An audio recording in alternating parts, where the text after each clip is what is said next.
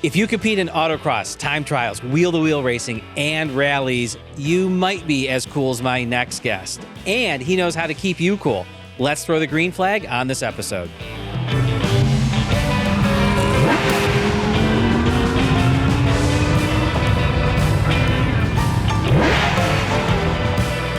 Well, as I mentioned, I'm sitting with Jon Miller. Jon, it's great to have you in the new Atomic Autosports studio. Thanks for joining us. Thanks for having me. I'm really excited to be here. A little pressure being in the new studio. So that's right. Hopefully it goes well. You're going to set the bar high. I hope so. Not the pressure bar inside a cooling system. Exactly. But the bar nonetheless.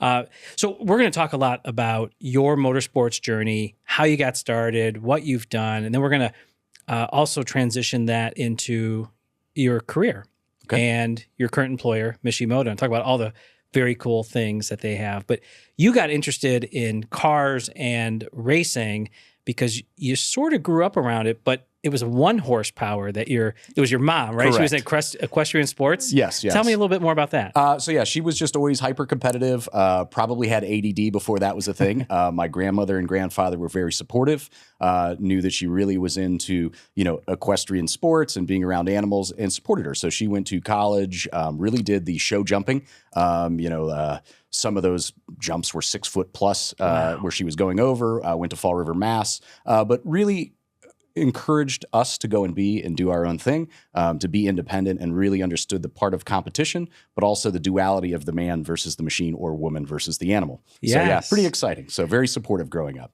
Did you do anything with horses? No, I was usually the test dummy. So they would bring them in. They would be, ones that maybe weren't ready for sale, and I would get put on them and thrown off. So, yeah, I knew how to take a hit. Again, it was just kind of being part of the business and out and about. Pretty fortunate. I grew up in town, but then also had the ability to go out to the country and be on the farm on the weekends. Yeah, and it was in the country where you first got to drive a car, right? It is, yes. And it just wasn't any car. It was a Ford SHO. It was, yes. Tell us about that. Was your grandfather that made that happen? Yeah, so my grandmother and grandfather raced in the 50s and 60s with SCCA, some of the early rallies, Press On Regardless, Johnny Appleseed, they won in 1959. Wow.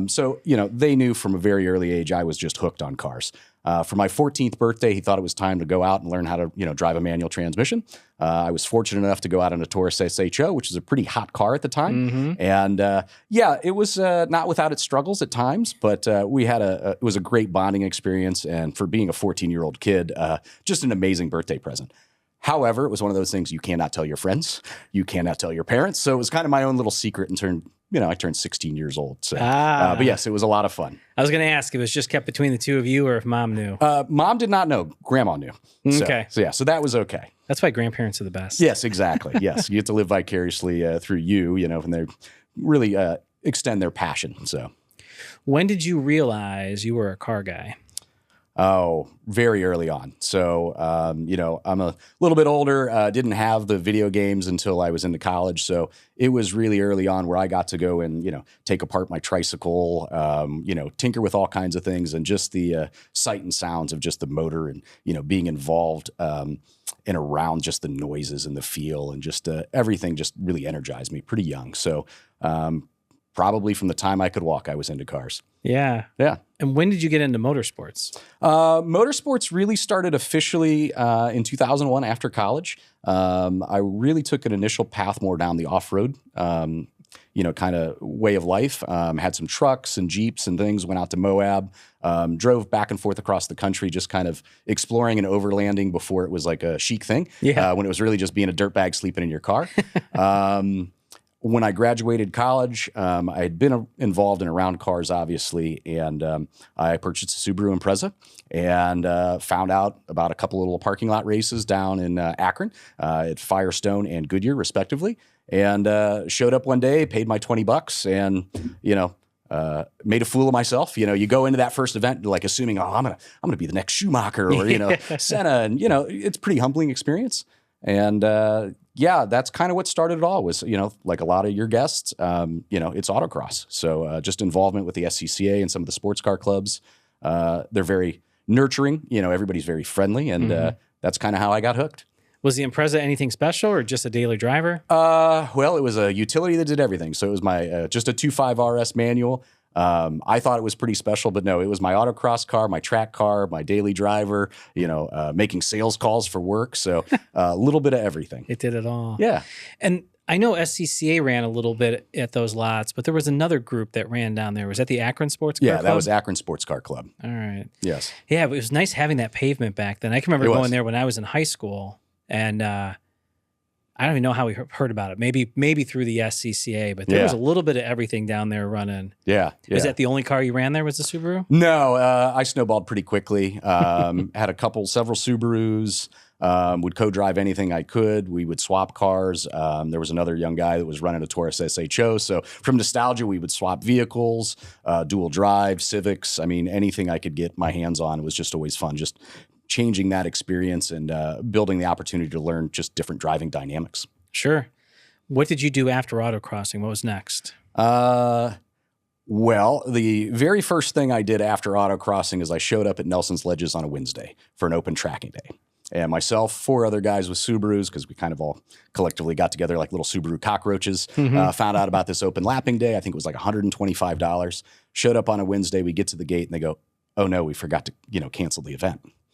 So they look at us and they go, well, you guys have all been here before. You're seasoned drivers. Yeah. Again, lots of ownership changes. Yeah, we went on track and just ran basically unsupervised and without much education. Thankfully, we all survived. We had a few offs. And also really good being in a car with 165 horsepower. Yeah. So that was really my first foray into any lapping days and HPDEs. And then from there, it was just continue to be involved in the community. I started doing TSD rallies. Pretty much anything I could any weekend. Again, to your point, back in the day, Akron Sports Car Club in Northeast Ohio SCCA, you could basically autocross 2 weekends a month, and then find something alternatively another day. Let's go back to that Nelson. Yeah. How crazy that they didn't cancel it. They still had somebody there that was like, come on in. Did you still have to pay the $125? We did. Yeah. We did.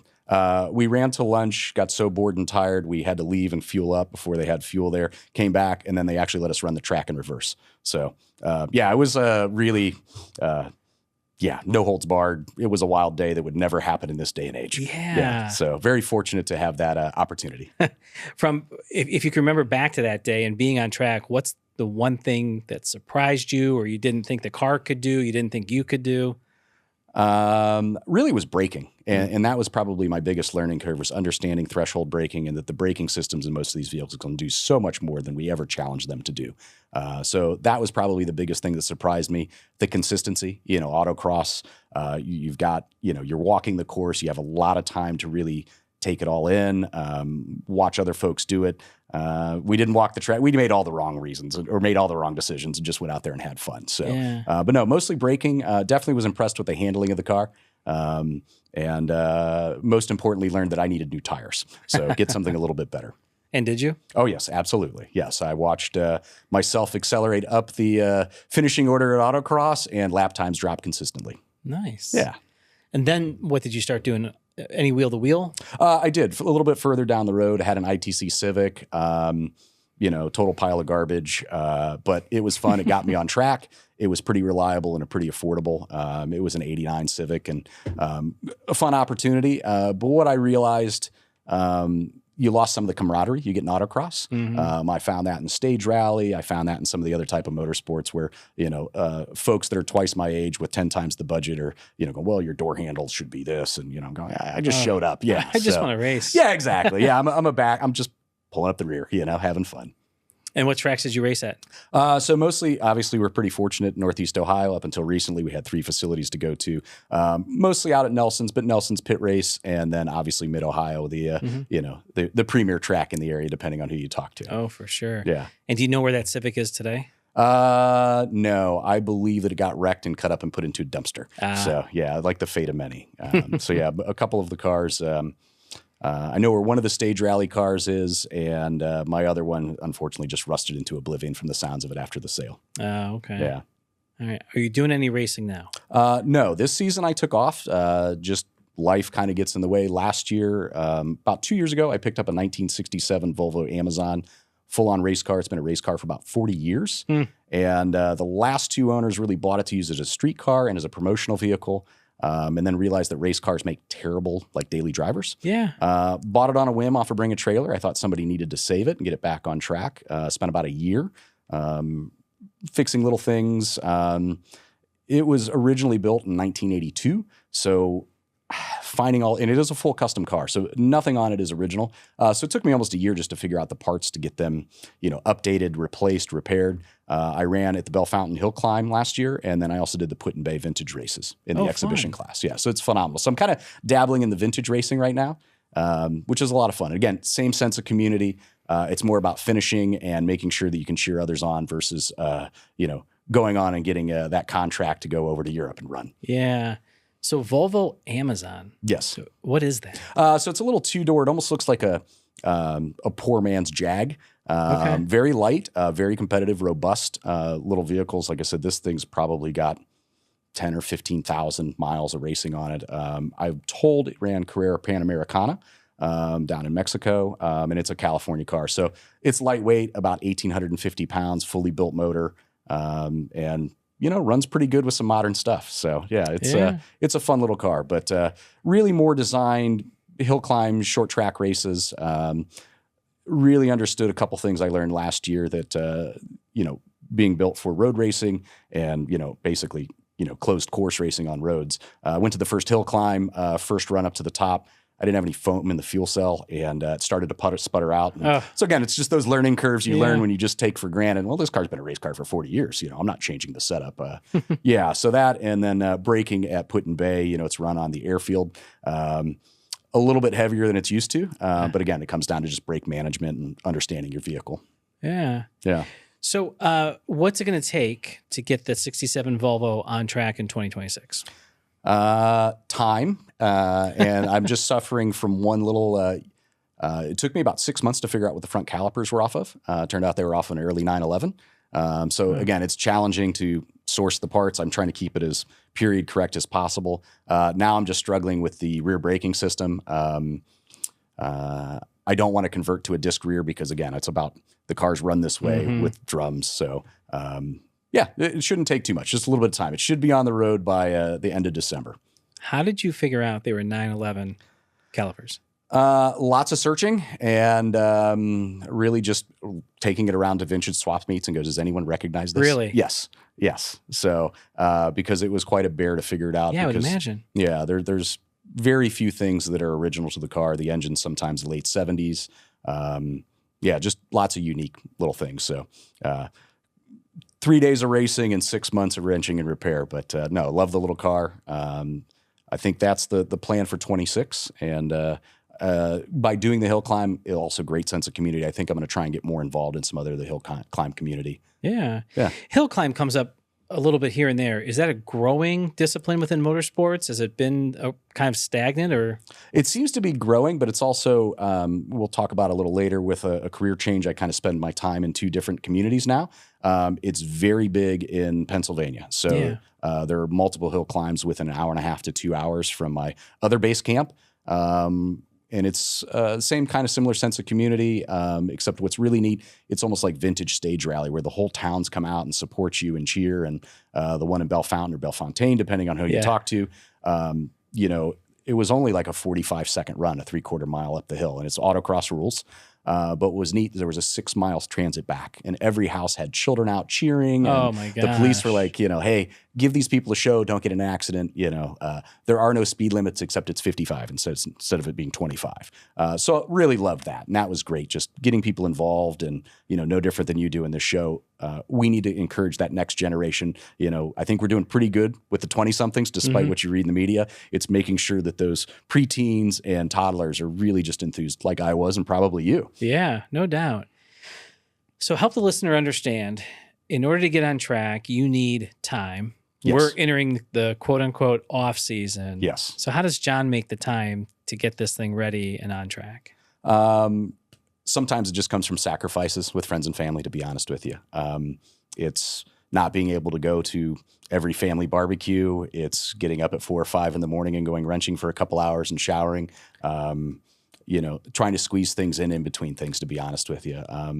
As you know, it's a commitment. I like to wrench, so that's part of one of my sessions of therapy. It's just quiet time. I'm in sales, so I talk a lot, but I'm actually an introverted extrovert. I like to shut off sometimes, and that's kind of how I find peace. So yeah, it's I've got a very encouraging wife. She's also involved. She's done some track days. She's gone out and done some fun things.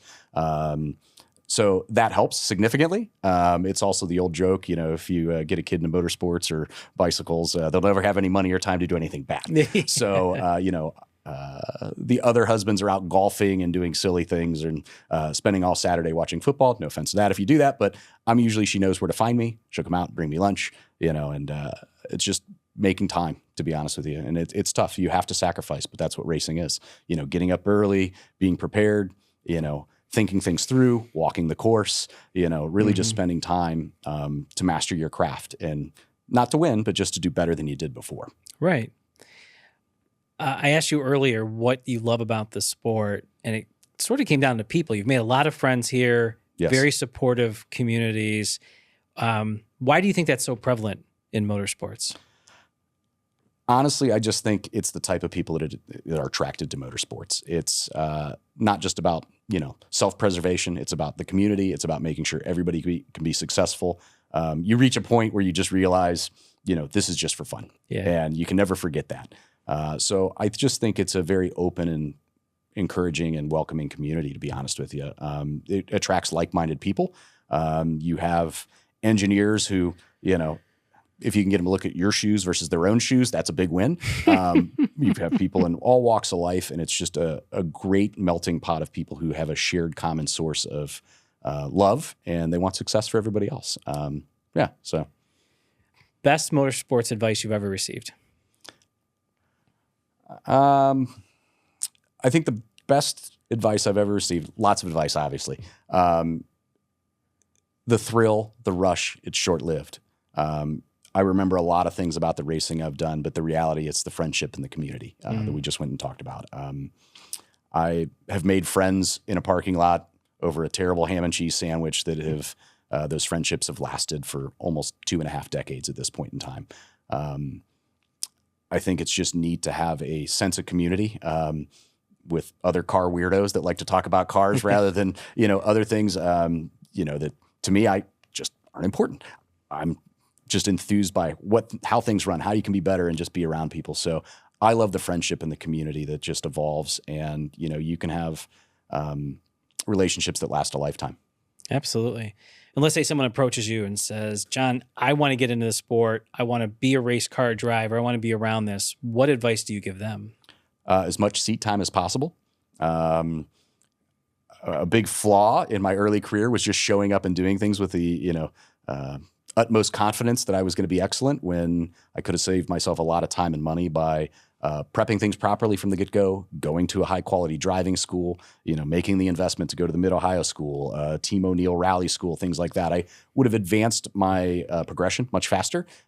In the end, it probably would have saved me money looking back. Yeah. But it's a tremendous commitment. At any level, racing is expensive, obviously. So to lay out several $1,000s to go to a racing school, when that's tires, brakes, that's a whole season of entries. The reality is seat time and having a good instructor. Start off, do your autocross, get in a kart, try different things. I talk about opening the aperture, like look at a bigger lens. I like to think of myself as a master of none. I've tried a lot of different things and I enjoy it. But anytime you get seat time, take advantage of it. Trade cars with somebody, ask somebody. You might find somebody at that event that's been dying to drive your RX-7, and hey, I was really thinking about getting that, Focus RS. Could we swap and let's do a couple runs and let's swap on a Sunday? So just being involved and never saying no. That is a key point right there. Never saying no. So saying yes to opportunities, yes to trying things. You're never going to learn unless you say yes. Yeah. You hit on something I wanted to ask about. You've done autocross, you've done TSD, you've done stage rally, hill climb, wheel to wheel, all these different disciplines of motorsports. What do you enjoy the most? Truly stage rally. Yeah? Yeah. How come? It's point to point, so it's not as fierce a competition. I've helped competitors put transmissions in their cars. I've had people loan us tires. there's the camaraderie. And, I actually struggle with like drifting. That's like one of my deficiencies because I'm very much a grip driver.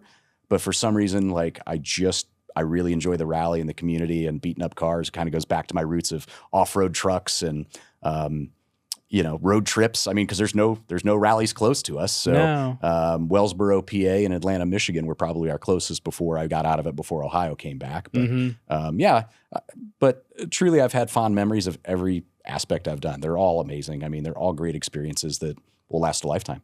Right. Any plans to do another stage rally?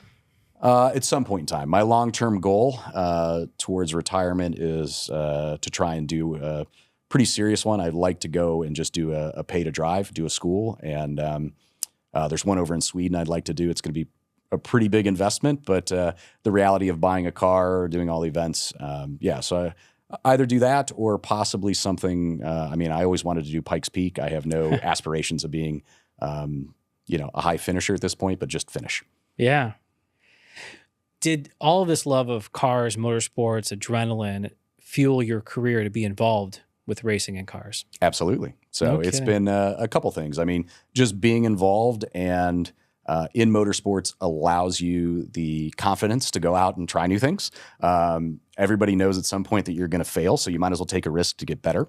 So in my career path, I've kind of chosen the sales side of things. Very involved, love marketing. I did an internship, more of an apprenticeship with an auto mechanic in high school. So did a little bit of both and moved into the sales side of things for a couple of reasons. It allowed me flexibility. Yeah. It allowed me an opportunity to make a good amount of revenue for myself. But more importantly, it gave me the freedom and flexibility, and it connected me with a lot of great people. So early in my career, I worked for a company called R&DC, and they were a liquor brokerage firm. So we sold high-proof liquor.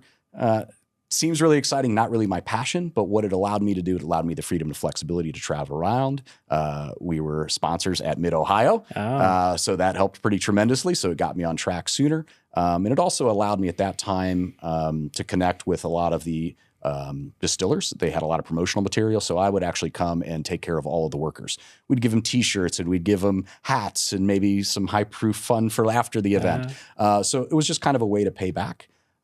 From there, because it wasn't super hyper, automotive focused, it was just kind of an adjacency. Moved in and I worked with one of your former guests' employers, Malco Automotive, was there for 9 years for that. I understood how to wrench on a car, but I didn't really understand body work and paint. Yeah. So I did that. And then recently, about 9 months ago, I moved over to Mishimoto for their leaders in the cooling category. For me, it just opens up to a new opportunity to learn new things about vehicles, design, engineering. And gets me connected with the community. Right. So one thing that I've talked about on the show before is networking. Yes. In your role in sales and leadership, you have to do that. Yes. You've got to meet people. And so there's kind of a win-win. You're growing the business, Yes. but you're growing your network of folks that can help you on track. What advice would you give to the listener who maybe isn't comfortable with networking, isn't comfortable walking up maybe after a driver's meeting and saying something to somebody to get that discussion rolling? What advice do you have for that? Well, my best advice is still to connect. Yeah. Find something you can relate to. Ask them about, something you're comfortable with. What tire are you running? There's obviously a connection point. You have some similarities. And then you're going to open up that conversation point inevitably. Well, what do you do? What brought you here? What's your experience level? And that's how you're going to kind of open up your network of people and just meet folks. But it's still engaged somehow. The flip side, if you're an introvert and you're at the track, if somebody comes up to you, go out of your way. Again, out of your comfort zone. Hey, what advice would you give me? No different than us having a conversation today. Just think of the best way to open them up. You obviously have something that's connected to each other. And then usually the people in this have other similar, hobbies and likes and wants and needs. Yeah. Was there ever a time when an opportunity presented itself to you? Could have been a relationship, could have been a job opportunity, racing opportunity, and you didn't make the most of it? Yes, probably the biggest sacrifice I ever made, which was career-wise, which was career decision. We haven't talked about it. I'm a little bit of a motorcycle junkie. I did go out and do some testing with some BMW riders and team, and I had an opportunity to potentially go to Mongolia and ride for the BMW GS Trophy team. I turned that down to take a role with Malco Automotive about a decade ago. All right. Because my fear was, what I will say is it was hard to get into the automotive-focused industry from the high-proof alcohol beverage. They just didn't understand the tie-in. Once you're in, it actually opens up the network. But I was afraid to, lose the opportunity to be with a great company and really get my foot in the door with automotive. So that's probably my biggest regret from a motorsports side of things. Yeah. Industry-wide, I've been particular with who I want to go and work for. A lot of great employers in our background. A lot of my friends work or run some of the companies here in Northeast Ohio. And, just being selective, because you also sometimes, if you work with friends, they may not be your friends at some point in time, unfortunately. Right. So let's talk a little bit more about Mishimoto. Yes. So if somebody says Mishimoto, Yes. all right. So I think everyone knows, but walk the listener through Mishimoto, high level. What do you do? Well, we like to pride ourselves in being the worldwide leader in cooling and performance. But no, we got our start about 2 decades ago, really making radiators, intercoolers, and performance cooling products in the cooling stack in the vehicles. That's expanded out to, over 3,000 products, everything from expansion tanks, tow hooks. But really, we're an engineering firm first. That's kind of one of the things that people don't know about us. We are an American company, founded just outside of Philadelphia. We have 3 times the amount of engineers on staff that we do salespeople. So we take a lot of pride in our engineering, really going through and ensuring that you've got the right amount of products in the cooling stack. Bigger isn't necessarily always better. There's a lot of things and intricacies that people don't understand about pressure and cooling and, understand about fin pitch. And you can go so far deep into it. And again, I'm still in my infancy of learning about all of this because it's just going to take decades to become a master, but tremendously interesting. The misconception is that it's a Japanese company. The funny little joke is Mishi was the kid's cat, and they just were trying to pick a name that at the time they really were appealing to the JDM drift, market, and they thought it would be best to sound Japanese. Not really a big hurdle today, but it's always, well, where did the name come from? And Mishi turned out that was their cat. So again, just trying to be creative at a time and really be focused on a market. Really on the drift and JDM and Euro. I like to say we're the kings and queens of vintage JDM and Euro, specifically BMW. But our product mix extends very far. I mean, very much diesel performance, transmission coolers, all the way down to accessories, lighting. We've got a whole off-road recovery line. But we really pride ourselves in cooling and being the best, and really just engineering the internals, the things you don't see, are sometimes the most important thing. Is a bigger radiator always better? Not necessarily, No? because it depends on what's on the inside. How big are the tubes? Is it a strutted tube, which is going to add strength and rigidity, heat dissipation? That tends to be the case, but it just depends on, the quality of the products and materials used. Sure. Yeah. So all your radiators aluminum? With the exception, we do have a few OEM replacement rads. Okay. That's not a core competency of ours. That was something we got into when it was just there was a high demand during, COVID. Sure. But no, most of our performance radiators in our X line are all going to be aluminum, TIG welded and just real high quality. Yeah. So for the listener who's going along their motorsports journey, they've done something like autocross, maybe they're succeeding there, maybe they're doing some track days. When do they know that they need to move up from that plastic tank radiator to something better? Well, I mean, your first indicator is going to be overheating. But before you get to that point, hopefully you start to see visually, and it goes back to inspecting your vehicle. They bring it into Atomic. You look down and the plastic's starting to turn brown. That's one of your first indicators that the plastic is just breaking down and you're going to have a failure soon ahead of you. Obviously, if there's contamination in the coolant, it's very important to keep things cool, but also clean. It needs to provide other additional, not only can the water pump gunk up, but people forget about the heater core, which can actually be a pretty tremendous expense for somebody to go and repair and replace because it's just going to be buried in the vehicle at this point in time. But no, typically it's going to be, you're going to start seeing rising temperatures, a loss in performance, and, a lot of times it's just age. I won't deny that the OEM radiators are actually pretty high quality today for standard street use. They do all have a finite life, though. I mean, everything fails at some point in time. You just can't anticipate when. But, definitely if you're going to get out on track, you're running out on a hot day. And some of it's just about performance maintenance. The big misconception is this is going to add this and this is going to add that much horsepower. Some of it's just maintaining what you have and protecting your investment in the engine. Oh, sure. Yeah, a radiator is much less expensive than an engine rebuild. Exactly. Right? Yes. Is there a correlation between oil temp and coolant temp? Absolutely. Yeah. Yeah. I mean, it just really is going to depend on where you take the temp from. A lot of the gauges in the vehicles today are just essentially an on-off switch. So, you certainly want to maintain your cooling temperature and your oil temps. And it all depends on the construction of how the vehicle is managed. Is there an oil cooler? Is it external? Is it run through the rad? Is it external in front of that? So there's a lot of different situations. Do you have any technical information on the website that could walk somebody through? Absolutely. Yeah. Yeah. So if you go to Mishimoto.com, there's lots of blog posts where we're going and really just explaining not only what our products do, but in general, the cooling stack. Yeah.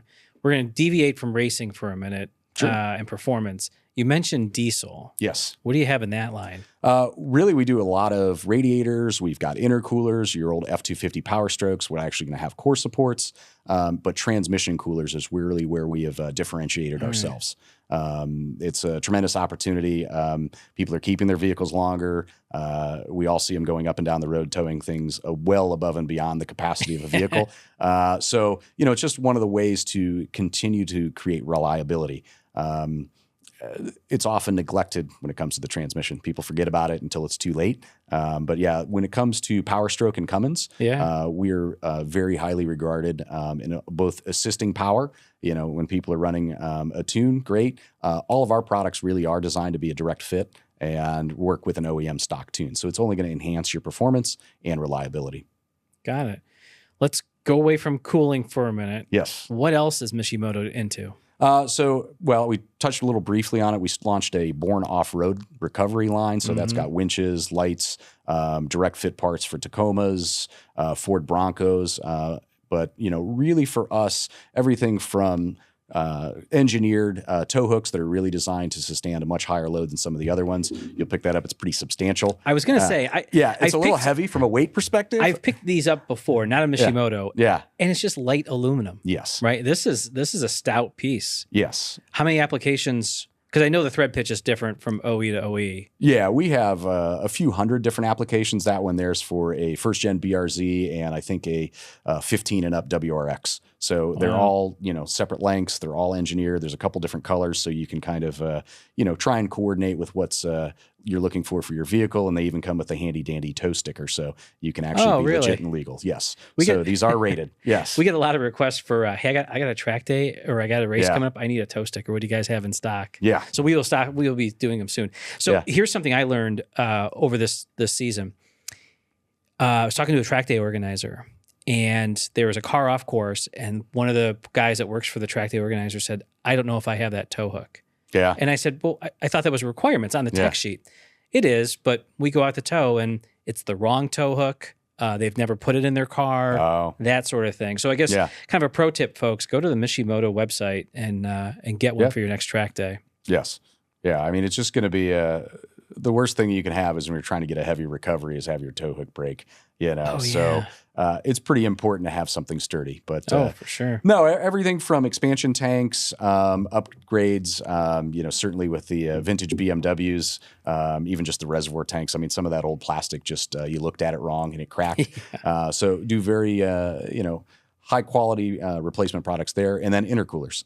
So the one area where I think we really do a great job is with our intercooler performance catalog offerings. Again, that's one situation where bigger isn't always better. You have to worry about pressure drop and really just ensuring that you're not taking up too much space. Recently was over in Europe and saw a competitive brand that really dominated one specific vehicle, but the intercooler was so big that it was actually blocking the radiator. And, you have an issue where it's probably fine on the street. It's great if you're going to a Cars and Coffee. But when you're really going to start and push the limits of the vehicle, you're going to really stress it out and probably do more damage than you think you're going to get. You're also, a lot of these, we have the ability to do pressure testing, so you're going to have an overboost situation. It doesn't happen often, but, we've seen people blow an intercooler and cause a lot, other issues just from the, poor quality of a weld or just an overboost situation. Yeah. So with your product lines, what's the biggest mistake you've seen folks do? Maybe they bought the wrong stuff. They did the upgrades in the wrong sequence. Any uneducated sort of stuff that has happened? Typically, it's people not doing the research on the vehicle and not trusting our fitment guide. So going back to being engineered, all of our stuff. So the one advantage, if you're just going to go and it's a street car and you buy an OEM radiator, the nice part about that is it's going to fit.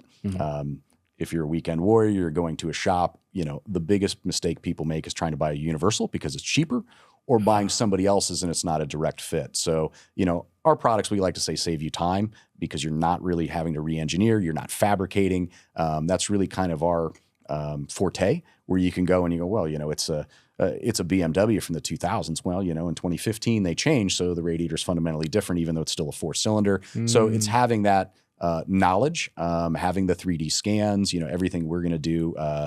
In pre-production, we're going to be able to 3D print a model, do a test fit, run it through an algorithm and make sure it's going to actually flow properly and be the right amount of performance. And then we'll dyno test it. We're very conservative.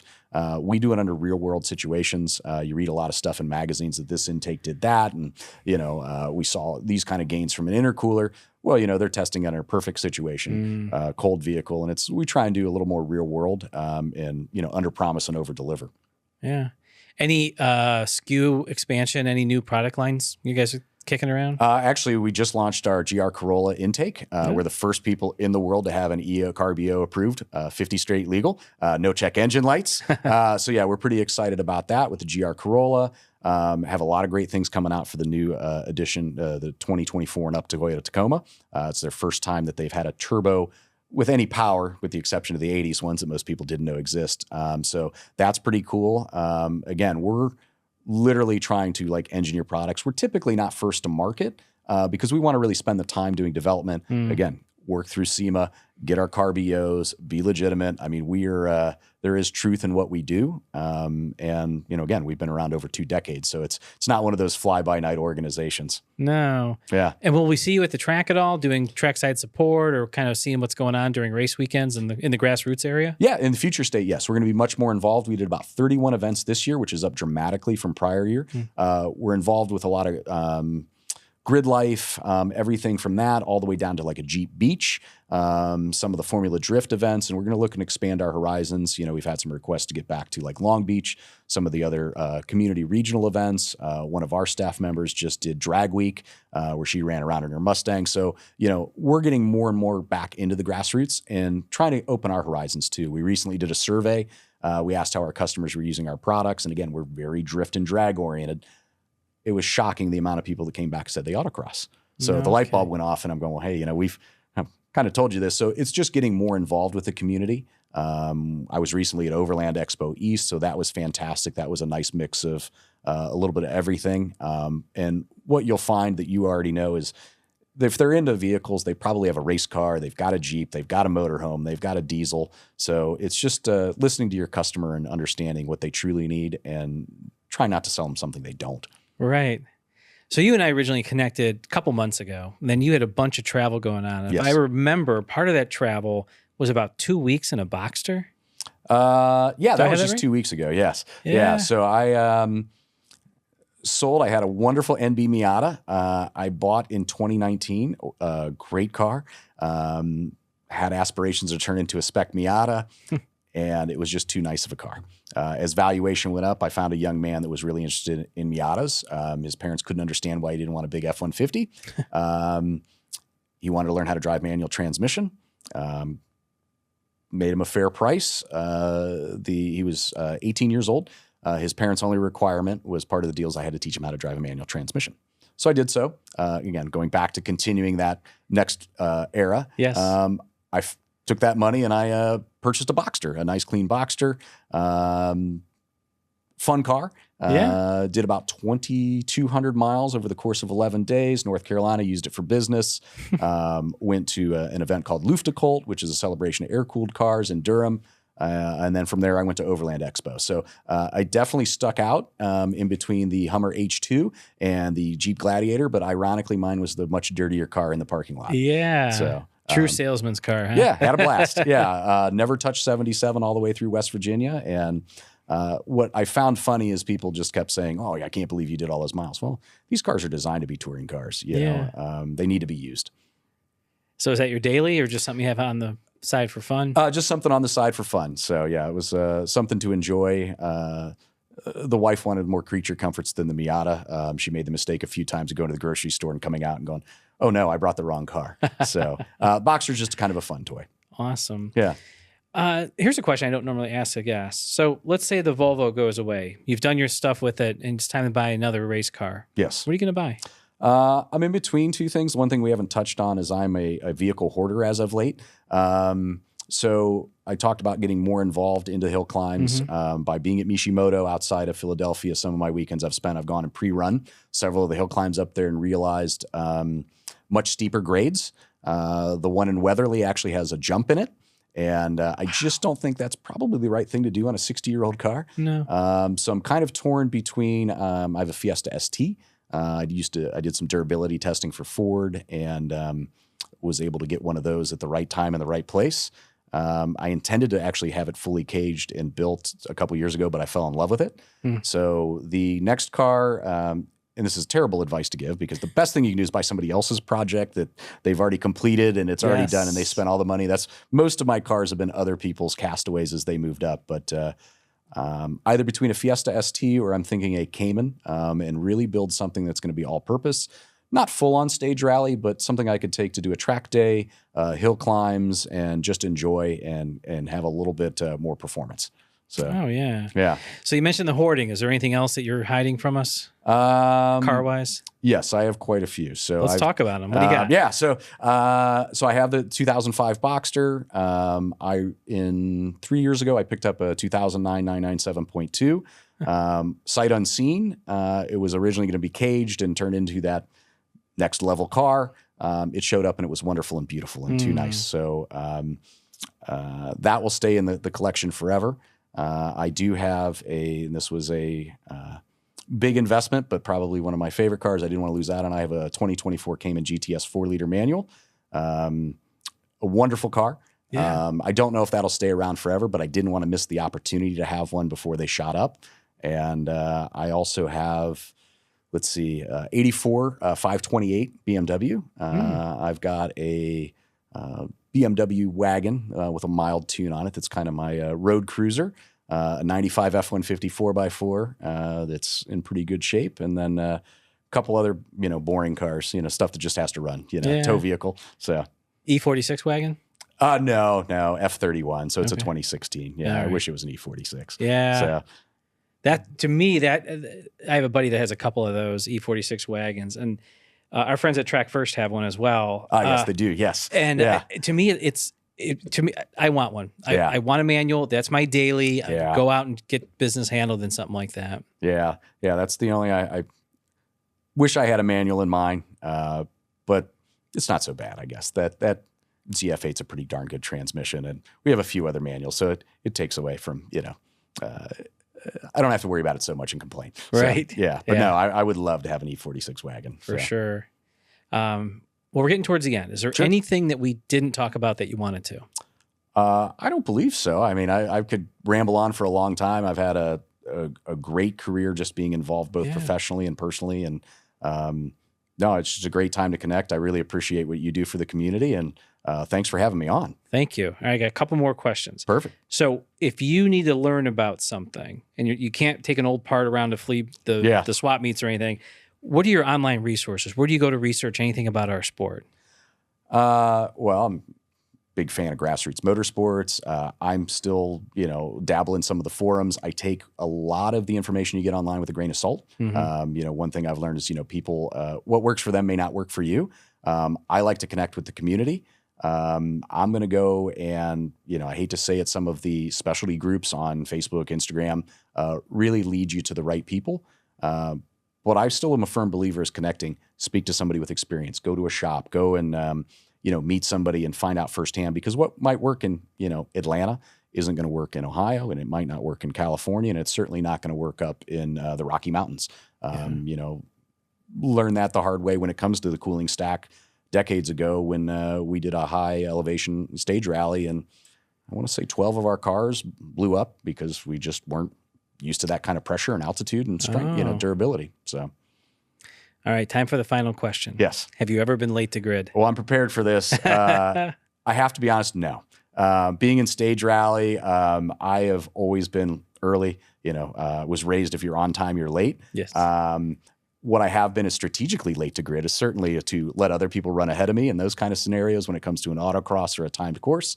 I was embarrassingly so early to grid that I was late to grid at Put in Bay last year. So I pulled up, came into the front of the grid. They neglected to make the announcement that they delayed our, race by 30 minutes. So I pull up, no one's there. I pull up, blah, blah, blah. Car's running great, turn it off. As with all vintage racing, flag us out to go. My car won't crank and fire. Oh, no. Yeah, and I'm blocking everybody in. So they're going around and shuffling around. And so not late to grid, but late to start the race. Yeah. I finally fired, and then I got to play cat and mouse for a little bit and had to, like a lot of people, reel yourself in, the adrenaline, the highs and lows. But no, I had to laugh. I don't think I have ever been late to grid because, I don't know. Then you're not prepped and That's right. You're wasting time. You paid for it. So That's great advice. I really thought it was great that you were here today. well, thank you. Awesome journey, awesome story. Can't see where it goes. Yeah. Can't wait to see where it goes, I should say. Yeah. Well, we'll do it again in a couple of years and look forward to seeing you out and about at some other events. And now that I can, face to the name, definitely come up and see you. And hopefully we can get on track together at some point soon. Absolutely, John. Thanks. Perfect. Thanks, Bill.